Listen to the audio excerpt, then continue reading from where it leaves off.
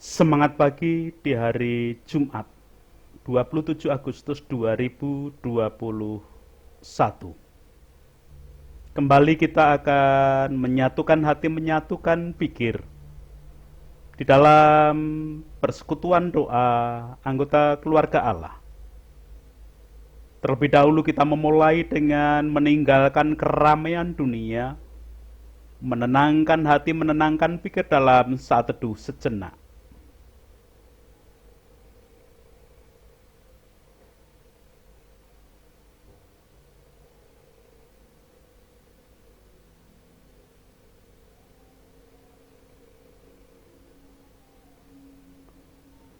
Pertolongan kita hanya berasal dari Allah yang telah menciptakan langit, bumi beserta segala isinya.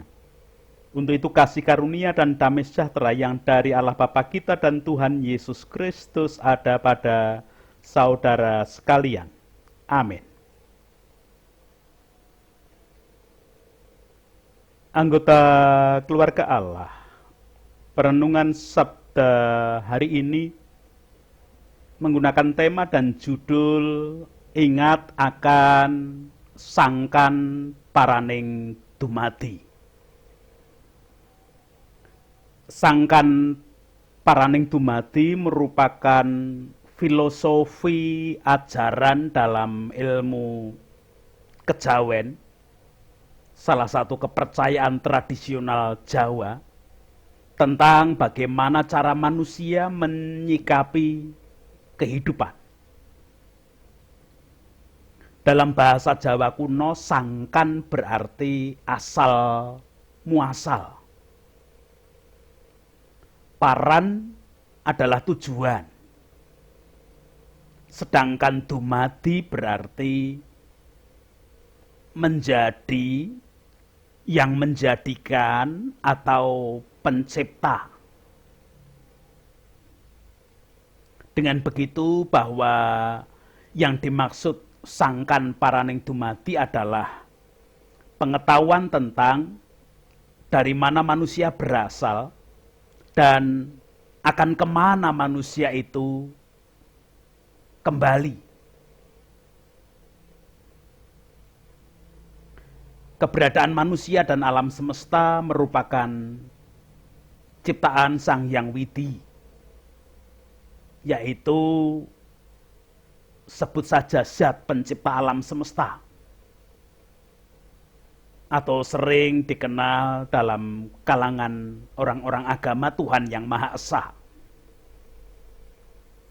Kelak pada akhirnya semuanya akan kembali kepada Tuhan Yang Maha Esa itu juga.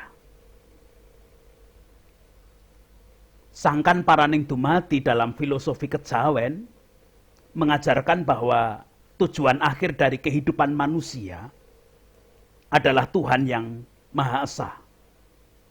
Sehingga ketika manusia harus menjalani kehidupan ini, dituntun dengan mendekati nilai-nilai luhur ketuhanan. Nilai-nilai luhur ketuhanan antara lain adalah jujur, adil, tanggung jawab, peduli, sederhana, ramah, disiplin, dan komitmen. Dalam hal ini, pada perenungan Sabda hari ini tidak akan diurai satu persatu tentang nilai-nilai luhur ketuhanan tadi. Kita akan berpusat atau fokus pada ungkapan sangkan paraning dumadi. Filosofi tentang sangkan paraning dumadi menyatakan bahwa tubuh manusia terdiri dari dua unsur, yaitu jasmaniah yang berupa badan atau tubuh, dan rohaniah sebagai isinya. Jasmani sebagai materi benda dalam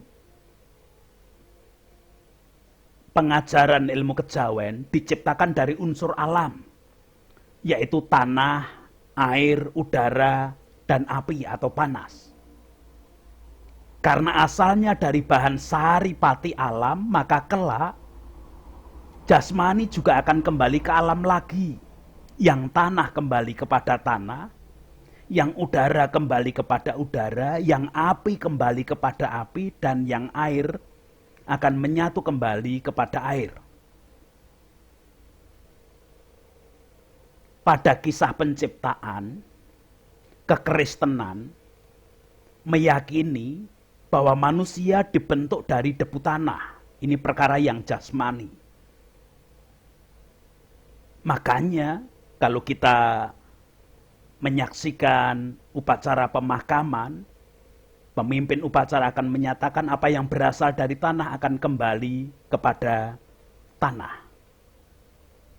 Itu bagian dari keyakinan Kristen.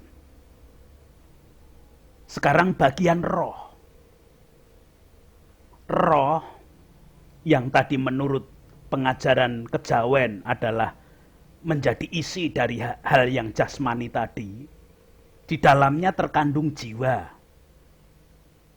Merupakan sesuatu yang tidak berwujud materi.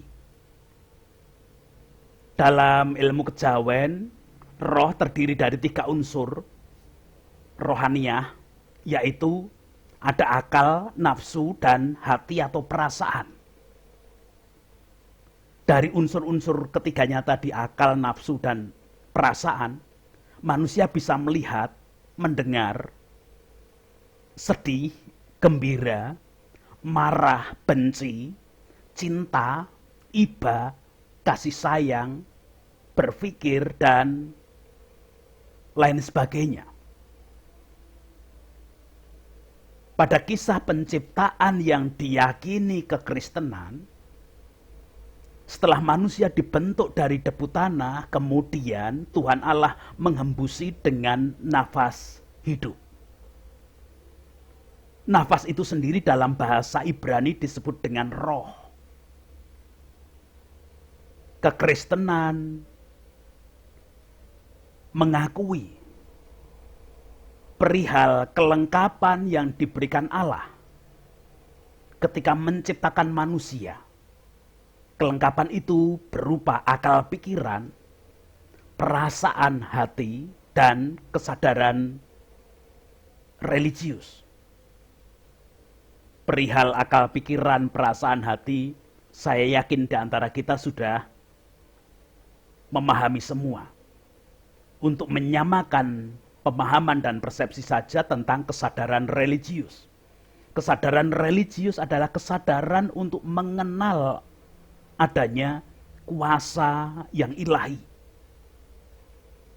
Dengan kesadaran religius ini manusia menyatakan sikap ketaatan atau ketidaktaatannya kepada yang ilahi. Roh yang di dalamnya ada jiwa tidak akan bisa hancur seperti jasmani. Roh akan tetap utuh sampai kapanpun. Dan roh ini juga yang diyakini akan kembali kepada kekekalan setelah semuanya yang ada di semesta raya ini sirna.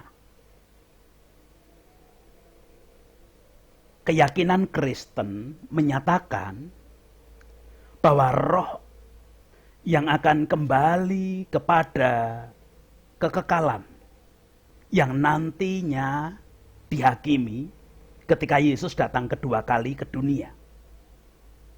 Penghakiman itu sebagai wujud atau bentuk penentuan, penyempurnaan keselamatan yang telah dilakukan Allah terlebih dahulu dalam peristiwa Allah datang ke dunia menjelma dalam manusia Yesus, atau penerimaan hukuman kekal kepada yang tidak menerima karya penyelamatan Allah dan yang tidak berhasil menjaga keselamatan yang telah diberikan Allah tadi.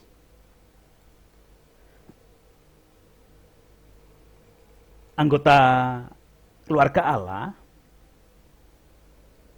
guna menggapai kesempurnaan dalam kekekalan yaitu menerima kesempurnaan keselamatan, Bapak Yakobus memberikan pengajarannya. Melanjutkan pengajaran pada perenungan Sabda kemarin, kita akan terlebih dahulu memperhatikan leksionari bacaan kedua hari ini yang juga melanjutkan bacaan kemarin.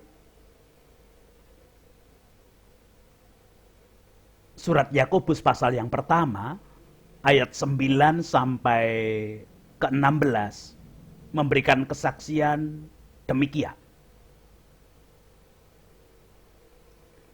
Baiklah, saudara yang berada dalam keadaan yang rendah, bermegah karena kedudukannya yang tinggi.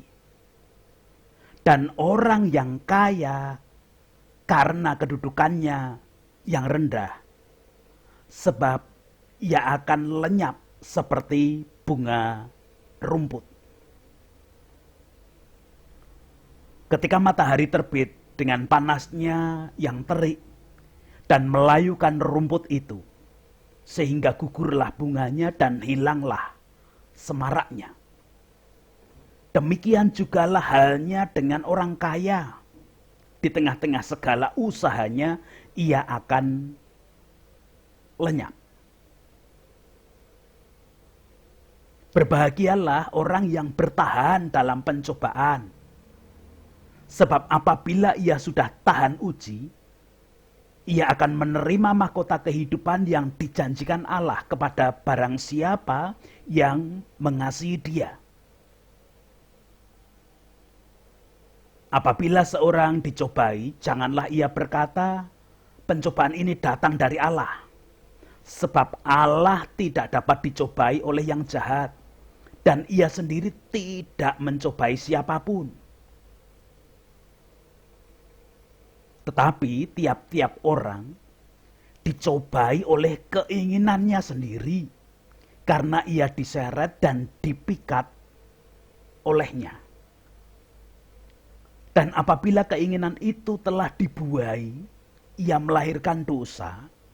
Dan apabila dosa itu sudah matang, ia melahirkan maut. Saudara-saudara yang kukasihi, jangan sesat. Demikian kesaksian surat Yakobus pasal yang pertama ayat 9 sampai 16.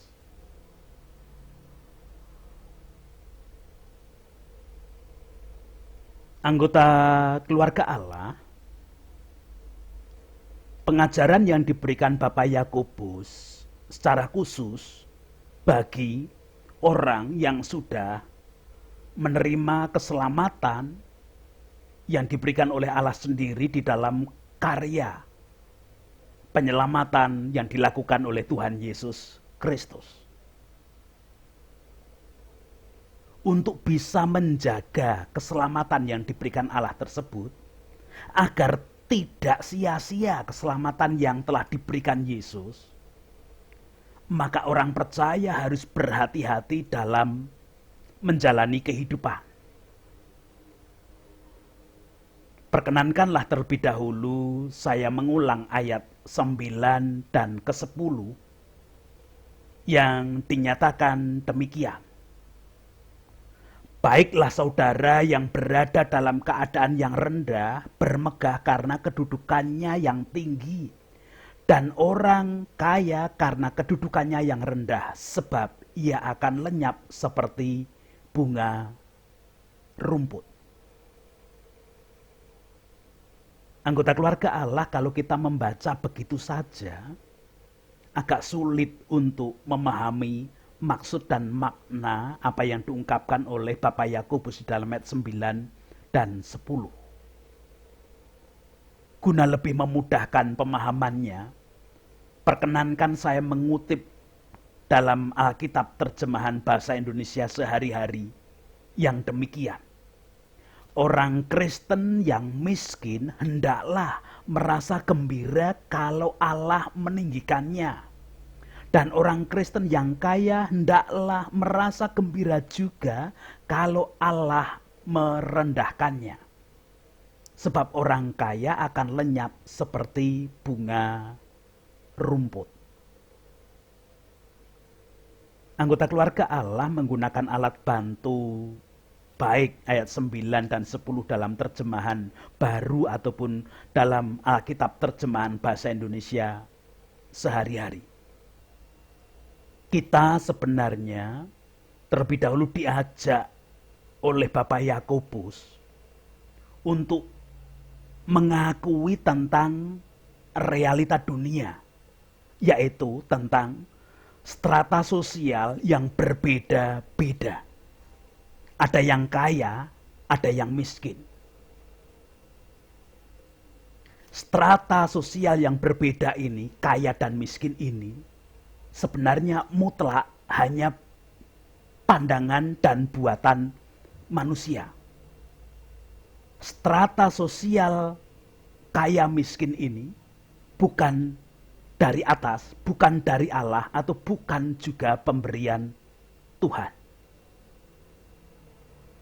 Kita bisa memahami dengan cara yang demikian. Pada waktu penciptaan, Tuhan sih sebenarnya terlebih dahulu menyediakan semua yang dibutuhkan oleh manusia. Tuhan telah menciptakan semesta raya ini terlebih dahulu.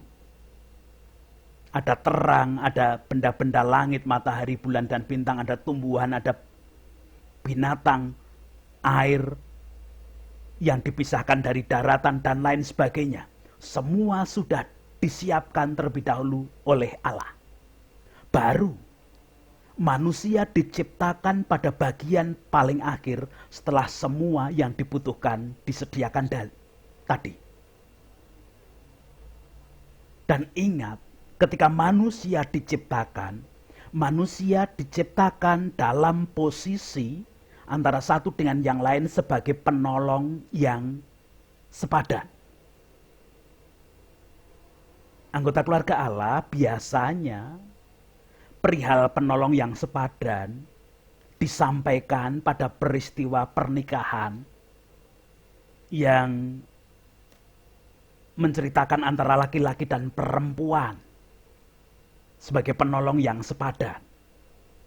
Tetapi menurut saya sebenarnya bisa lebih luas tentang penolong yang sepadan ini. Karena penolong yang sepadan juga merupakan pelajaran nyata bagi semua manusia sebagai makhluk sosial, di mana antara satu dengan yang lain, antara manusia satu dengan yang lain harus saling menolong. Dalam kebutuhan saling menolong itu, antara manusia satu dengan yang lain memiliki kesepadanan hak dari semua yang disediakan atau diciptakan Allah sebelum manusia diciptakan. Jadi sebenarnya setiap manusia itu memiliki hak yang sepadan antara satu dengan yang lain dari semua yang diciptakan Allah. Apalagi kalau kita juga mengingat bahwa hanya manusia yang diciptakan sebagai makhluk sempurna, segambar dan serupa dengan Allah. Di dalam kesegambaran, keserupaan dengan Allah itu, manusia diberi tugas dan tanggung jawab untuk mengelola, menggunakan, dan memelihara semua ciptaan yang sudah terlebih dahulu disediakan Allah. Tentu, manusia dilengkapi dengan kemampuan berpikir, merasakan perihal keberadaannya antara satu dengan yang lain, dan perihal pengelolaan, penggunaan, dan pemeliharaan alam semesta tadi. Anggota keluarga Allah, melalui pemahaman yang demikian, kita mengerti bahwa Allah sebenarnya menghendaki semua manusia memiliki strata sosial yang sama karena memiliki kesepadanan hak tadi. Adapun realita dunia kemudian menyatakan bahwa strata sosial manusia itu berbeda. Ada yang miskin, ada yang kaya. Tentu ini bagian dari dampak dosa yang disandang oleh manusia. Karena dosa, ada manusia yang bekerja dengan tekun dan ada manusia yang malas bekerja. Akibatnya terjadi perbedaan strata sosial. Karena dosa, ada manusia yang serakah menguasai semua yang ada di dunia ini. Bahkan itu pun ada yang rela dilakukan dengan cara licik, cara picik. Sehingga berakibat ada kesenjangan antara si kaya dan si miskin. Anggota keluarga Allah mengakui realitas strata sosial yang berbeda itu. Ada yang kaya, ada yang miskin. Bapak Yakobus mengajak kepada anggota keluarga Allah, kepada setiap orang percaya, untuk memulihkan kehidupan secara rohani. Semua yang bendawi, yang bisa dikuasai oleh manusia, yang bisa membuat strata sosial berbeda-beda itu, janganlah dijadikan ukuran kehidupan sejati. Karena memang itu bukan ukuran. Ukuran kehidupan sejati hingga bisa menggapai kesempurnaan, kekekalan, keselamatan yang sempurna adalah hal yang rohani. Karena besok yang berada pada kekekalan itu rohnya. Yang jasmania, yang semula berasal dari tanah kembali kepada debu tanah. Maka Bapak Yakobus mengajarkan yang miskin secara strata sosial, sadarlah bahwa ketika menjadi milik Allah, ketika percaya kepada karya penyelamatan yang dilakukan Allah dalam Yesus Kristus, di sana sudah ditinggikan oleh Allah di dalam roh. Yang kaya secara strata sosial manusia, sadarlah juga bahwa kekayaannya hanya bagai bunga rumput yang tidak lama akan layu. Perkenankan sekali lagi saya membaca ayat 9 dan 10 dalam Alkitab terjemahan bahasa Indonesia sehari-hari yang demikian. Orang Kristen yang miskin hendaklah merasa gembira kalau Allah meninggikannya. Meninggikan dalam hal sudah menerima karya penyelamatan tadi. Dan orang Kristen yang kaya hendaklah merasa gembira juga kalau Allah merendahkannya. Yang direndahkan adalah kekayaannya, karena semuanya tidak ada artinya. Sebab orang kaya akan lenyap seperti bunga rumput. Kekayaannya akan lenyap seperti bunga rumput. Tetapi derajat, harkat martabat secara rohnya sudah dipulihkan oleh Allah. Dan itu sama antara yang kaya dengan yang miskin. Anggota keluarga Allah, sesuai dengan perenungan sabda kemarin, kita melanjutkan. Hari ini kita juga belajar bahwa perbedaan strata sosial, ada yang kaya, ada yang miskin menurut ukuran dunia tadi, ternyata juga termasuk dari bagian pencobaan. Makanya Bapak Yakobus menyatakan di dalam ayat 12, berbahagialah orang yang bertahan dalam pencobaan. Dan selanjutnya,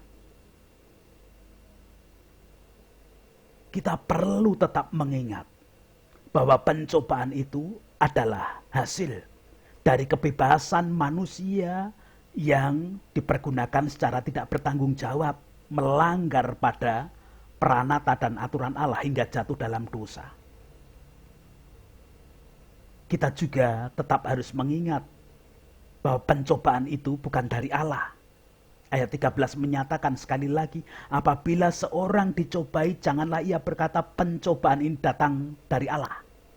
Sebab Allah tidak dapat dicobai oleh yang jahat, dan ia sendiri tidak mencobai siapapun.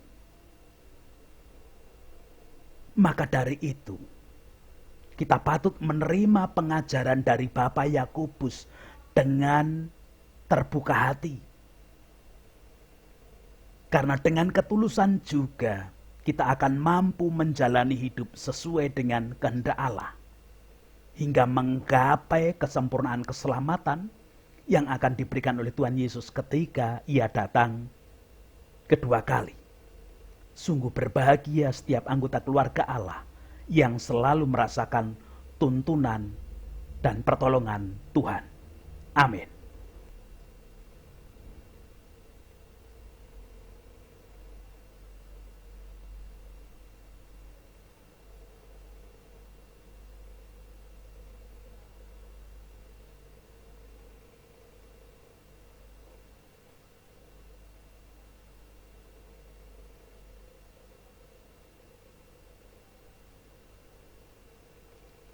Sekarang kita akan bersama menghadap Tuhan di dalam doa syukur dan doa syafaat. Saya hantarkan. Puji, hormat, dan syukur kemuliaan hanya bagi nama Allah yang hari ini bersabda melalui Bapak Yakobus, mengingatkan kami, memberikan pengajaran kepada kami tentang apapun yang ada di dunia ini dengan strata sosial yang berbeda-beda. Ketika kami percaya kepada karya penyelamatan Allah yang dilakukan oleh Tuhan Yesus Kristus, secara roh kami sudah memiliki derajat, kedudukan, harkat, martabat sama di hadapan Allah. Dan kami harus menggunakan ukuran roh itu, mengelola roh itu. Sehingga kami boleh balik menggunakan karya pemulihan yang Allah berikan seperti ketika Engkau menciptakan manusia pertama kali. Engkau menolong, menguasai ketika kami melakukan segala aktivitas kegiatan kerja hari ini apapun yang kami jalani. Bahkan tatkala ada di antara kami anggota keluarga Allah yang sedang merasakan kelemahan ragawi, bagian dari pencobaan kehidupan yang lain daripada strata sosial antara kaya dan miskin, kami pun sebagai anggota keluarga Allah yang lemah ragawi tetap meyakini kuasa Tuhan, dan kami juga diajak untuk menata kehidupan semakin baik. Mengajak anak-anak kami belajar merasakan kasih kuasa Tuhan, menata kehidupan untuk menjadi lebih baik sesuai kehendak Allah. Tuhan pun berkuasa sepenuhnya. Sebagai anggota keluarga Allah, hidup di tengah-tengah bangsa dan negara yang berbeda-beda, agama, keyakinan, suku, ras, dan golongan, dan semua komponen yang ada. Kami yang sudah diingatkan akan keberadaan kami yang sudah dipulihkan oleh karya penebusan Yesus Kristus, kami berdoa dan memohonkan berkat bagi bangsa dan negara kami. Melalui para pemimpin, presiden, wakil, para menteri, kepala daerah tingkat provinsi, kepala daerah tingkat kabupaten, kota madya, semua pemimpin-pemimpin sampai di pedesaan, Tuhan berkuasa sepenuhnya. Tokoh masyarakat, tokoh agama, Tuhan kuasai untuk kebaikan di dalam pembangunan bangsa dan negara ini. Kondisi di tengah-tengah pandemi dengan berbagai tatanan yang dianjurkan oleh pemerintah kadang ditanggapi berbeda-beda dengan masyarakat. Biarlah kasih-Mu yang berkuasa. Para medis menjalani kehidupan menjadi garda depan penanganan pandemi. Tuhan pun berkuasa menjadi penolong dan sumber kebijaksanaan. Program pelayanan vaksin, biarlah kasih-Mu yang ada untuk kebaikan bagi semuanya. Memang bukan vaksin yang bisa menyelesaikan, namun ketika kami kembali kepada Allah sebagai pusat dan sumber kehidupan, bangunan kerukunan, toleransi tetap kami haturkan dalam tangan kasih kuasa Tuhan. Itu doa kami. Ampuni dosa dan kesalahan kami. Memohonkan ampun dosa kesalahan para pemimpin, wakil rakyat, tokoh masyarakat, tokoh agama, dan semua komponen bangsa dan negara ini. Di dalam Kristus yang sudah memulihkan harkat martabat kami di dalam roh yang menyatu dengan Allah, kami berdoa. Amin. Sekarang bersama-sama melanjutkan kehidupan, baik dengan segala komponen bangsa dan negara, semua ciptaan semesta raya ini. Namun sebagai anggota keluarga Allah yang sudah dipulihkan, kita boleh disadarkan menggunakan ukuran roh yang Tuhan berikan. Menerima berkatnya bersama-sama. Kasih karunia dan damai sejahtera yang dari Allah Bapa kita dan Tuhan Yesus Kristus di dalam persekutuan dengan rohnya yang kudus tercurah, melingkupi, menguasai, melayakkan setiap anggota keluarga Allah menjalani kehidupan sesuai dengan kehendak Allah saja. Amin.